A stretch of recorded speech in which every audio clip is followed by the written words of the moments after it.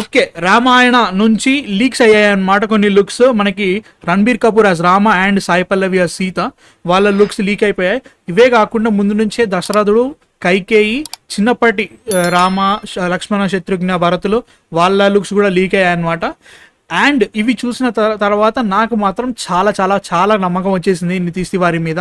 They are going on the right way in terms of looks and everything. Aesthetics, looks మాత్రం చాలా correct వేలో వెళ్తున్నారు నాకు గట్టిగా అనిపించింది. సో ఎందుకు అలా చెప్తున్నా అంటే, మనకు కనిపించింది జస్ట్ బీటీఎస్, అందులోనూ పేపరాజీ లెక్క అనిపించినాయి, లీక్ అయ్యాయి. అది జనరల్గా ఒక యాంగిల్లో చూసినాము, that to without any kind of cinematic camera. దీంట్లో వాళ్ళు విజువల్స్ కానీ వాటిని సరిగ్గా లైక్ విఎఫ్ఎక్స్ పెడితే అవి కానీ వాటి గురించి మనకు తెలియదు అనమాట. ఇంకా జస్ట్ ఏదో వాళ్ళు నడుస్తూ వెళ్తున్న షాట్లు మనం చూసినాం. సో అవి చూసినంతసేపు నాకైతే మాత్రం చాలా చాలా బాగా అనిపించినాయి. అండ్ సీతగా సాయి పల్లవి ఒదిగిపోయింది. రాముడిగా కొంచెం రణబీర్ కపూర్ సెట్ అవుతాడని కొంచెం డౌట్ ఉండే. కాకపోతే ఎప్పుడైతే ఆయన వర్కౌట్ వీడియోలు వచ్చినాయో అప్పుడు ఆయన బాడీ అండ్ ఎవ్రీథింగ్ నాకు అప్పుడు కొంచెం నమ్మకం వచ్చింది, ఓకే ఇది బాగుండబోతుంది అని చెప్పేసి. నిన్న రిలీజ్ అయిన లుక్తో, అంటే నిన్న లీక్ అయిన లుక్తో మాత్రం నాకు ఇంకా బాగా నమ్మకం వచ్చింది. Okay, they are on the right track, వాళ్ళకి ఏం చేస్తున్నారో వాళ్ళకి తెలుసు, ప్రతిదాన్ని చాలా జాగ్రత్త తీసుకుంటున్నారని నాకైతే అనిపిస్తుంది. ఎందుకు అట్లా అంటున్నా అంటే మాత్రం మనకి ఒక పెద్ద కళాఖండం వచ్చేసింది లాస్ట్ ఇయర్, కాబట్టి దాన్ని ఎగ్జాంపుల్గా తీసుకుంటే మనకి ఈజీగా తెలిసిపోతుంది ఎక్కడెక్కడ ఏమేమి చేస్తున్నారని చెప్పేసి. What I'm train to say is just ఒక్క వాట్ యు సే ఆదిపురుష్ మాత్రమే అట్లా సెట్ చేస్తుందని నేను అనట్లేదు. కాకపోతే ఆదిపురుష్ టోటల్గా వాళ్ళు ఏదో ఇలా తుక్కా కొట్టేశారు అనమాట, గో విత్ ద ఫ్లో అనే వేలో తీసుకెళ్లారు. ఈ చిన్న చిన్న ఇట్లాంటి లుక్స్ ఉంటే గింతే ఉంటే వీటిని గింతే చేసేసుకుందాం అనే థింకింగ్లో చేసిన నా ఫీలింగ్ అన్నట్టు. దాన్ని ఈ పర్టికులర్ లుక్స్తో నాకు నమ్మకం అయితే గ్యారంటీ వచ్చింది. దట్ టు మనం సినిమా కెమెరాతో చూస్తే, థియేటర్లో చూస్తే ఇంతకంటే ఎక్కువ బాగుంటుందని నా ఫీలింగ్ అన్నట్టు. ఫస్ట్ అయితే చూద్దాం వాటిని, తర్వాత మాట్లాడదాం. సో ఇది లుక్ లీక్ అయిపోయింది. Sai Pallavi as what you say Sita and Ranbir Kapoor as రాముడు.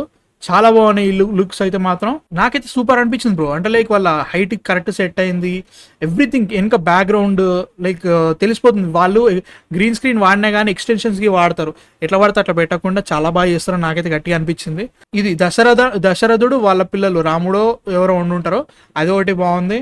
And also Lara Dutta as కైకేయిగా చేస్తుంది, ఫెంటాస్టిక్, చాలా బాగుండబోతుంది. నాకైతే నమ్మకం వచ్చేసింది. అండ్ ఆల్సో వాళ్ళు బ్యాక్గ్రౌండ్ కూడా బాగా వాడుతున్నారు, నాకైతే బాగా అనిపించింది బ్రో. నిజంగా I'm very very happy on that. And చాలా బాగా అనిపించింది నాకు. ఎందుకంటే లైక్ నాకు ఒకటే నమ్మకం ఉండే, ఎట్లా అంటే ఆదిపురుష్ కంటే వరస్ట్గా అయితే చెయ్యరు కదా అనే నమ్మకం గ్యారంటీగా ఉంది అనమాట. Adipurush was really really a big stone to, ఒక రౌతుని మింగినంత బాధ అనమాట, ఓమరావుతుని మింగినట్టు. నేనేమనుకుంటా అంటే ఒక కన్విక్షన్ అనేది ఉన్న తర్వాత కూడా, ఒక విజన్ ఉన్న తర్వాత కూడా కొన్ని విషయాలు నువ్వు మార్చొద్దు కదా. అంటే జనాలు ఇలా చూస్తున్నారు, ఇలా ఉండబోతున్నాడు అని చెప్పేసి ఉంటుంది జనరల్గా. ఒకవేళ నువ్వు ఒక రామాయణం కానీ మహాభారతం లాంటి ఒక పెద్ద పెద్ద ఎపిక్స్ ఇస్తున్నప్పుడు కొన్ని విషయాలు జనాలకి చిన్నప్పటి నుంచి వాళ్ళు వింటున్నది, చూస్తున్నది, వాళ్ళు ఊహించుకున్న దాన్ని నువ్వు ఎగ్జాక్ట్ ఆపోజిట్ చేస్తే ఖచ్చితంగా పుష్ బ్యాక్ అయితే గ్యారంటీగా వస్తుంది. దాన్ని నువ్వు ఏ ఎక్స్టెంట్గా చేస్తావు, నాకు సంబంధం లేదు నేను తీస్తున్నా, ఓకే అక్కడ వరకు ఓకే. కాకపోతే లైక్ దాని మీద మళ్ళీ వీళ్ళు చేసిన ప్రమోషన్స్ నాకు నచ్చలేదు ఆదిపురుష్ మీద. ఎట్లా అంటే రాముడి మీద లైక్ హనుమంతుడికో సీట్ పెట్టాలి, అది చేయాలి, ప్రతిదానికి జై శ్రీరామ్. అండ్ ఆల్సో వాళ్ళు ఒక టాక్టిక్ కూడా వాడరు. మళ్ళీ ఫస్ట్ ఏమో రామాయణుడి మీద బేస్డ్ అని చెప్తారు, సినిమా బాగాలేదు, బ్యాక్లాష్ వచ్చేసరికి మళ్ళీ లేదు మేము ప్రేరేపితమైనము, జస్ట్ తీసుకున్నాము అందుకే పేర్లు మార్చినాము, ఇట్లాంటివన్నీ చేయొద్దు. దీనికి మాత్రం 2018 నుంచా 2020 నుంచి గట్టి వర్క్ అయితే జరుగుతుంది ప్రీ ప్రొడక్షన్. మన కల్లు అరవింద్ గారు ఆల్రెడీ చాలాసార్లు మాట్లాడుతున్నారు దీని గురించి. చాలా రోజులుగా దగ్గర ఆదిపురుష్ అనౌన్స్మెంట్ అయిన 6 months 7 months అప్పటి నుంచి అనౌన్స్మెంట్ వచ్చింది, రామాయణం రాబోతుంది అని చెప్పేసి. అప్పటి నుంచి ప్రీ ప్రొడక్షన్ ప్రతి లైక్ వాట్ యు సే ఇక్కడ మన ఇండియాలో ఉన్న ప్రతి రామాయణాన్ని చదివి దీంట్లో ఏది బాగుంటుంది, ఏది బెస్ట్ వెర్షన్, దీంట్లో అందరికీ నచ్చే వెర్షన్ ఏదని సెలెక్ట్ చేసుకొని మరీ వీళ్ళు తీస్తున్నారంట. సో దాని మీద నాకు గట్టి నమ్మకం ఉంది. ఎందుకంటే దంగల్ కూడా జనరల్గానే ఆయన చాలా టైం తీసుకున్నాడు, జస్ట్ ఏదో పెట్టాలి కదా పెట్టలేదు. ప్రతి ఆర్టిస్ట్ కూడా వాళ్ళు కుస్తీ నేర్చుకున్నారు. అది చిన్న విషయం, చిన్న ఎగ్జాంపుల్ చెప్తున్నా. ఇలాంటిది ఒక రామాయణం లాంటి సినిమా తీస్తున్నప్పుడు ఖచ్చితంగా it needs to have that kind of what is a effort ఉండాలి, కంపల్సరీ పెట్టాలి. నాకైతే మాత్రం ఆదిపురుషులు అది కనబడలేదు. ఎగ్జాక్ట్లీ నేనేమనుకున్నా అంటే 2 years ముందంతా అరే చాలా ఎగ్జైటెడ్గా ఉన్నా ఉండబోతుందని అనుకున్న తప్ప దాని నుంచి బయటికి ఏమీ కనవాలి నాకు. బట్ లోపల ఫ్యాన్గా బాగానే ఎక్సైట్ అయినా. బట్ యాజ్ అ హోల్ ఇది చూసుకుంటే మాత్రం ఓకే, ఒక నమ్మకం మీద గ్యారంటీ వస్తుంది. ఆదిపురుష్ కంటే వరస్ట్ అయితే సచ్చినా కాదు, ఎందుకంటే పర్ఫార్మర్స్ చాలా బాగున్నారు. Ranbir Kapoor, what is Sai Pallavi and Sanjay Deol అని వస్తుంది, సన్నీ డియోల్, యష్, ఇంకా మేబీ లక్ష్మణుడిగా మన నవీన్ పోలిశెట్టి చేస్తున్నాడేమో తెలియదు నాకు, ఇంట్లో న్యూస్ అయితే వస్తుంది అట్లా, చూద్దాం ఏమవుతుందో. But very very very very happy bro, నిజంగా నాకైతే మస్తు అనిపించింది.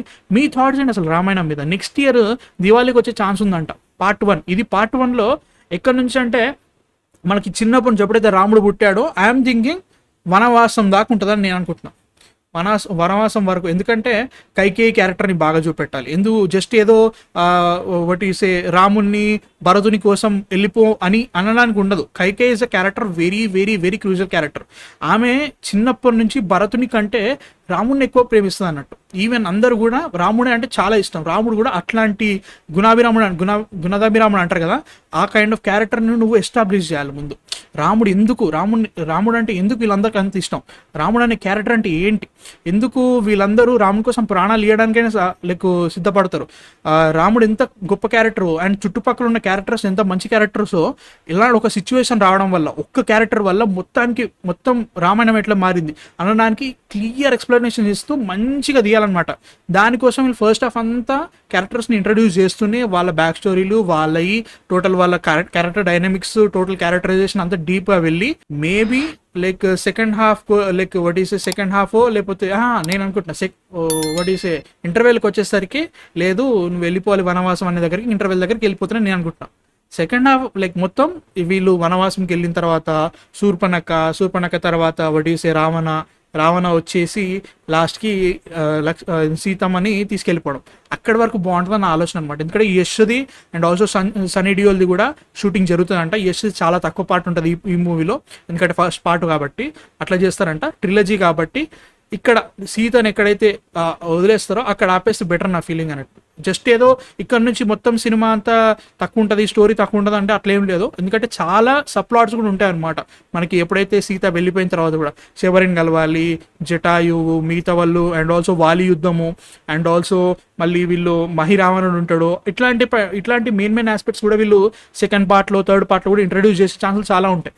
థర్డ్ పార్ట్ టోటల్ నువ్వు వార్ పెట్టేసుకో, దానికంటూ ఒక వెరీ వెరీ స్ట్రాంగ్ మోటివ్ ఇచ్చినావు, చాలా ఎక్కువ బ్యాక్ స్టోరీ ఇచ్చినావు. కాబట్టి ఫస్ట్ అండ్ సెకండ్ పార్ట్ నువ్వు చూసిన తర్వాత థర్డ్ పార్ట్కి ఇంకా ఎక్కువ ఎక్సైట్ అవుతూ ఉంటావు. ఎందుకంటే లార్డ్ ఆఫ్ ద రింగ్స్ చూసిన వాళ్ళకి అర్థమవుతుంది. దాంట్లో the return of the king, the last మూవీలో గట్టి చెప్పాలంటే ఎక్స్టెండెడ్ వర్షన్లో 4.5 hours ఉంటుంది సినిమా. దాంట్లో 2 యుద్ధాలు 3 యుద్ధాలు జరుగుతాయి. ఆ 3 యుద్ధాలకి back story and also characterization, ప్రతి క్యారెక్టర్తో నువ్వు సింకిన్ అయిపోయి ఉంటావు, ప్రతి దానికి నువ్వు సెట్ అయి ఉంటావు. ఆ 2 యుద్ధాలు జరిగినానికి ఎక్కడ బోర్ కొట్టదు, వెరీ వెరీ ఇంట్రెస్టింగ్గా జరుగుతాయి అనమాట.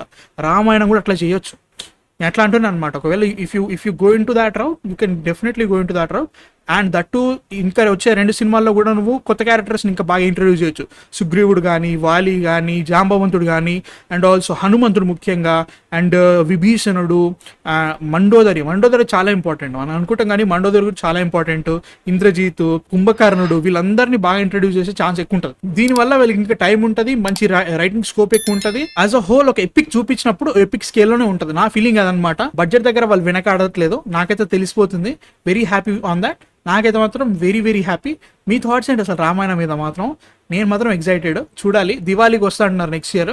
Very very excited. చూద్దాం. హాన్స్ జిమర్ అండ్ ఏఆర్ రెహమాన్ ఇద్దరు చేస్తున్నారు మ్యూజిక్ డైరెక్టర్. చూడాలి భయ్య, నిజంగా ఇట్లాంటి ఐడల్ మ్యూజిక్ డైరెక్టర్స్ అందరు చేస్తున్నారనే ఫీలింగ్ అయితే గట్టిగా అనిపిస్తుంది. So let's see what happens. మీ థాట్స్ ఏంటో చెప్పాను నాకు కింద కామెంట్స్ లో.